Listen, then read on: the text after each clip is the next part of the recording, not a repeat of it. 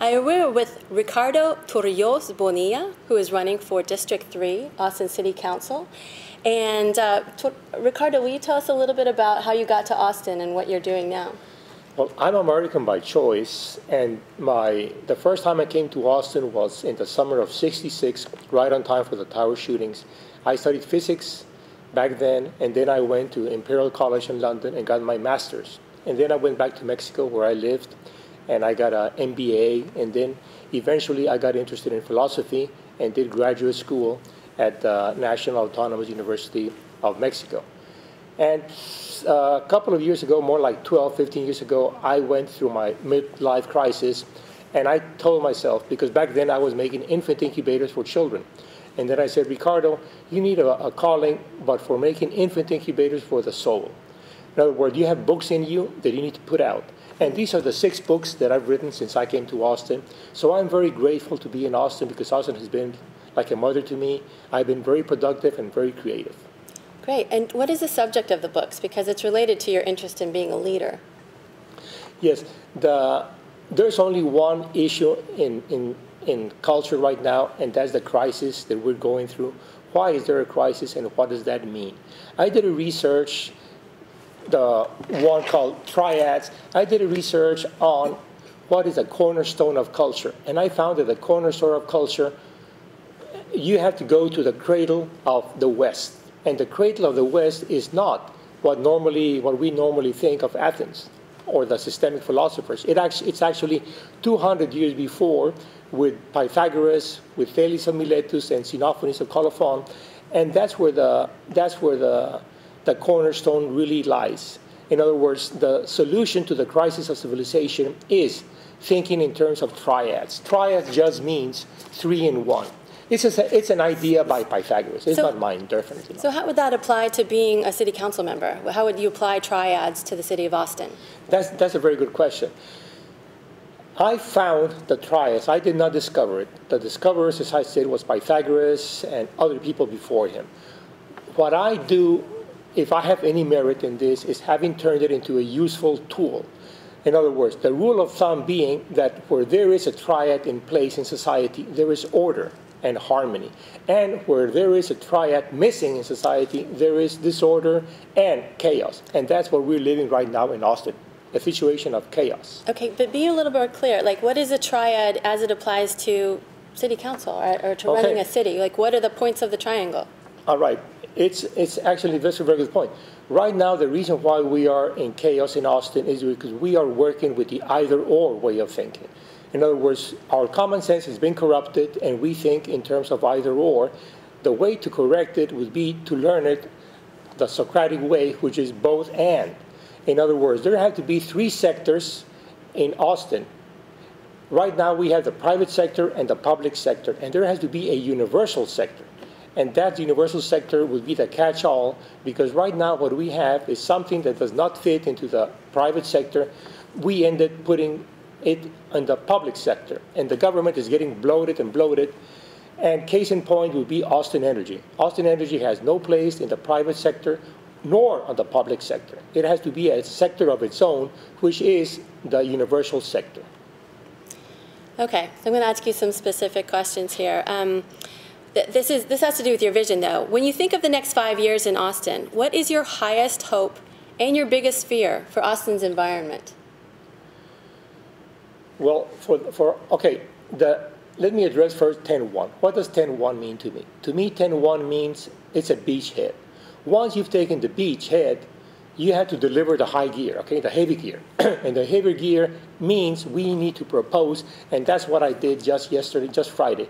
I proposed a cultural reform plan for constituting or for creating the universal sector for reconstituting Austin by triads. That, to me, is the most important. We need a framework to work with. We cannot be just working on a daily basis on occurrences. And so what would that lead to? What do you hope will happen, or what do you hope will not happen here in Austin pertaining to the environment?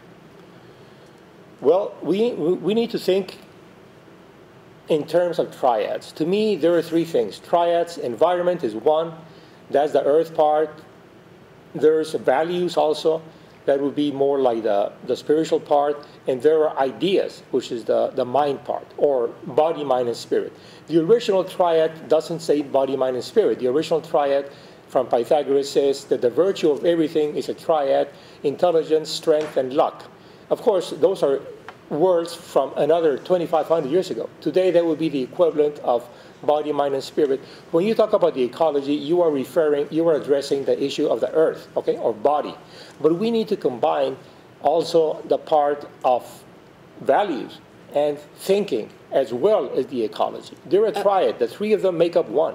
Okay. Okay. And looking at your answers to some of the environmental questionnaires, you make a few interesting points that I'd like to bring out. You say there is an inherent flaw in mixing agriculture and urban living centers. This itself is a product of the garden home city past its prime notion. Say more about that. Well, the garden city, I mean, we have efficiency-wise, we're probably, from the work perspective, one person going to work and living and producing certain things, we probably are the most wasteful economy as far as water, as far as energy. Why? Because we have to be driving cars all over the place. We have to water huge gardens. And that was no issue before. Why? Because we thought there was an overabundance of oil and all that. And water, man, water is free. It comes from the sky. But that was a very naive notion. Nowadays, we know better. That water is a scarce resource. It's renewable, yes, but it's dependent on the rate that you use it. If you use it faster than it's renewed, then, okay, it can be depleted. So what does it need to look like? What should we be moving toward? Well, I think we need to look at Austin, what kind of the vision. We need to think long-term and big picture. In other words, to me, we need to come up with a 100-year plan. And to come up with a 100-year plan, we need to look at geography. Geography determines history. And right now, we are pirating a lot of companies from Silicon Valley, from other parts of the country, and there is no guarantee that come tomorrow, another state with a lower,